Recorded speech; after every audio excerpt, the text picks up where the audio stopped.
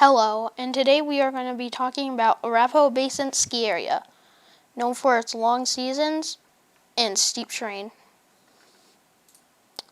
Okay, to start off, if you are someone that lives in Summit County or close to a basin in Colorado, or just came here, go to Early Riser if you come here. That's why it's called Early Riser. You have to get here before around 8:30, or even earlier on some days, to get this lot.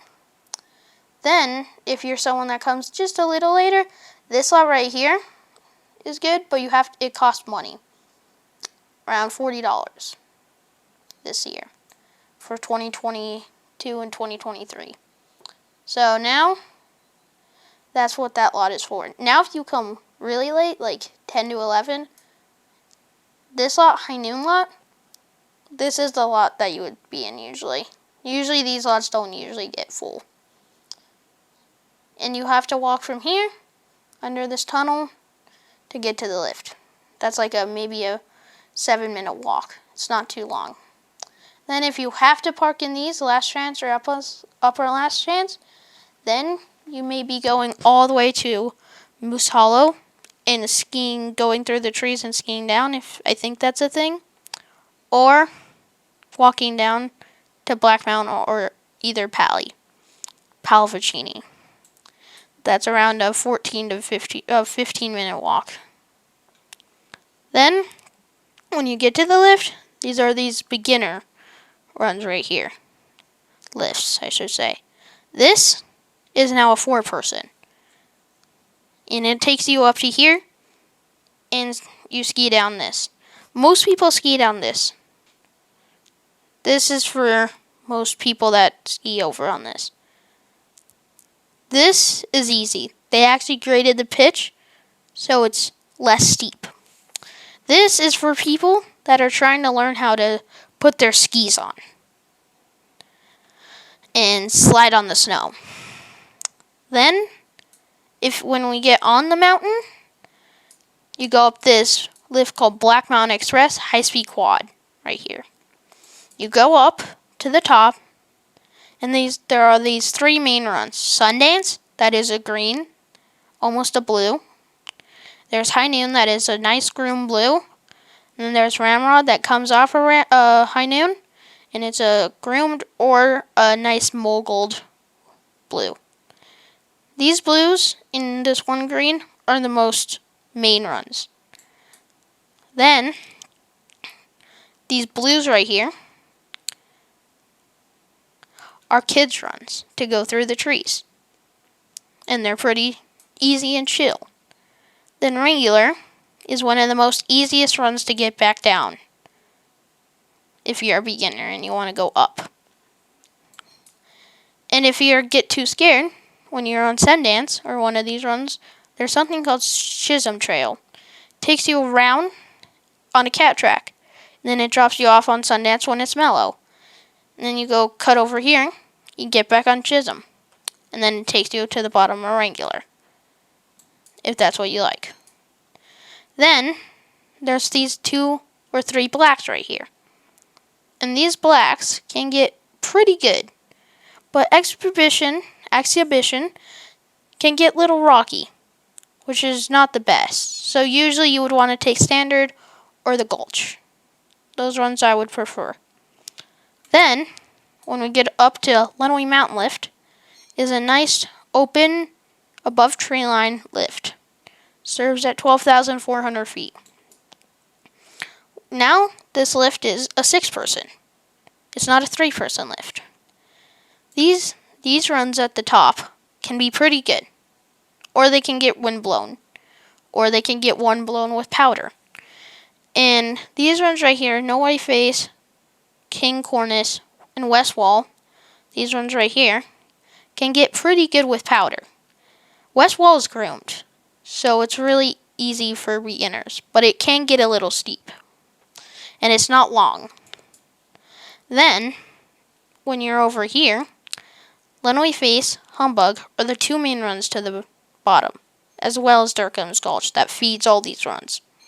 That feeds into. when you're skiing down here, you can find these. It's called the Lenawee Parks. Falcon, Dragon, West Gully.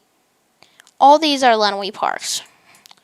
When you get down here, it gets a little flat right in here. East Gully and Cabin Glades. It gets a little flat. So I recommend keeping your speed up to the lift. Then, over here, this is the East Wall. The East Wall is known for its steep and rocky terrain. Over here is the East Wall Traverse, where you do not have to hike up, like it shows here. Where you go down here is the Land of the Giants and Lower East Wall. You can ski back down to the lift if you're on this one, or here, or if you're too far over here, you ski back down to regular. I would recommend the first run that you would hike up is Willie's Wide.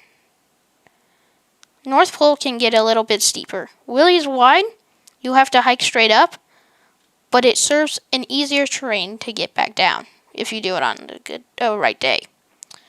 These runs, if you keep going, are Snorkel Nose and Corner Chute. These are steeper than Willie's Wide.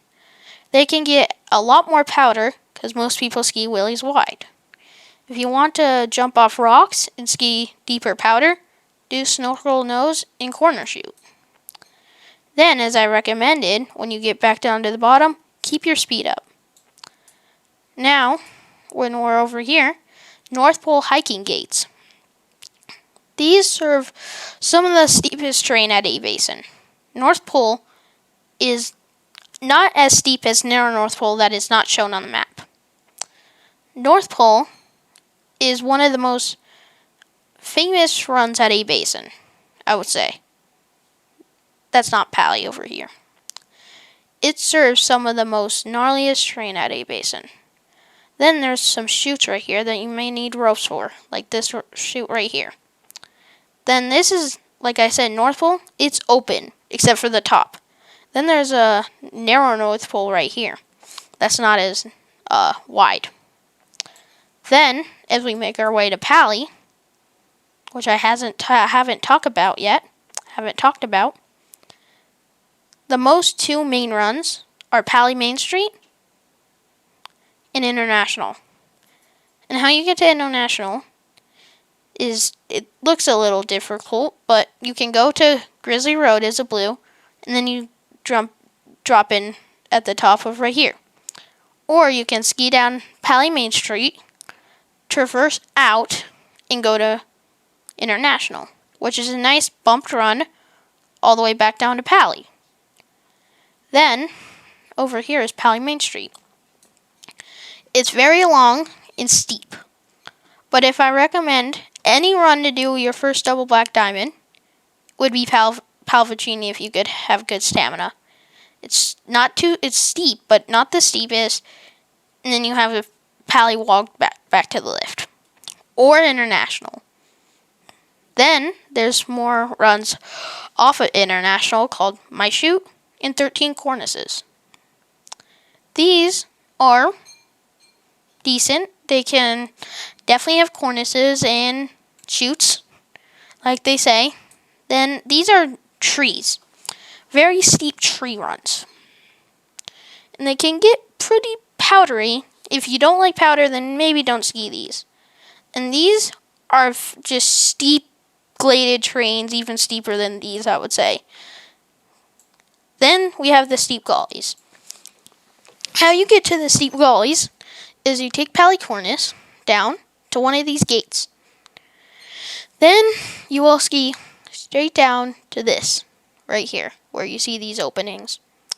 And you'll ski down the steep gullies, or you can go farther down to these lower steep gullies. And if you don't want to ski the steep gullies, there's these really good woods that are very steep. Almost as steep as the Pally, even though they say black. They're in trees, the trees are thick, and it's fun.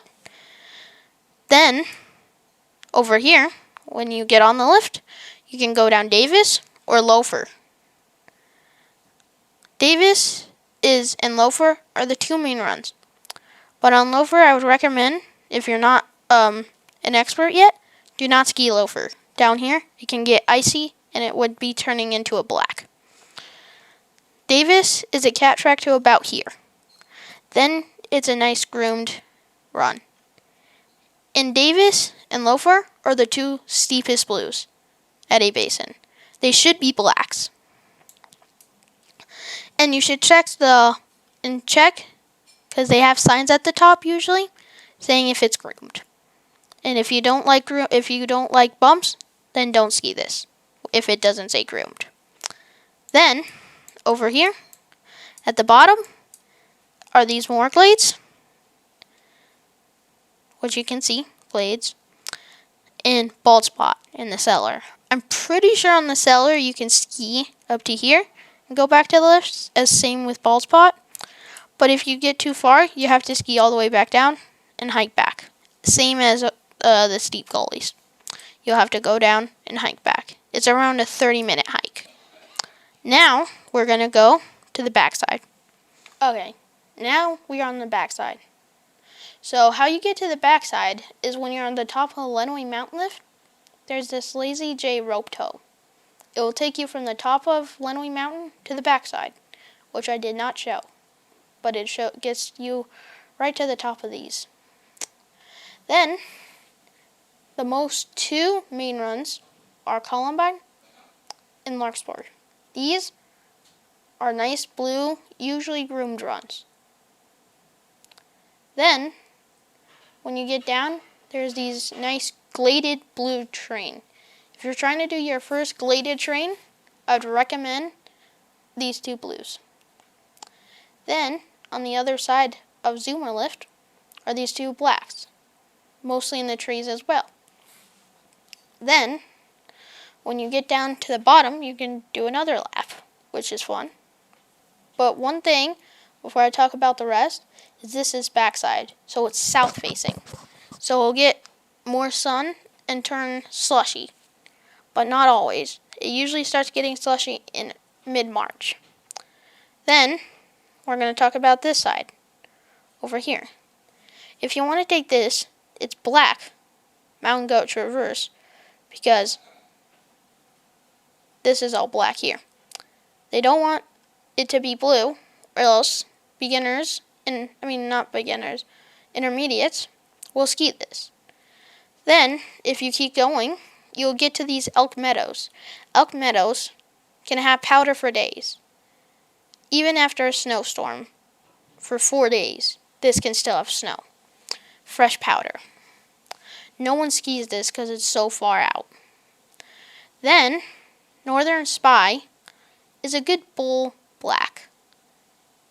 Now, Torrey's Grays and Beardstadt and Lightning Traverse are some nice gladed blacks, but Torrey's and Grays and Beardstadt can get steep at the end, which is not that good for rocks and stuff because a lot of people ski the same way down.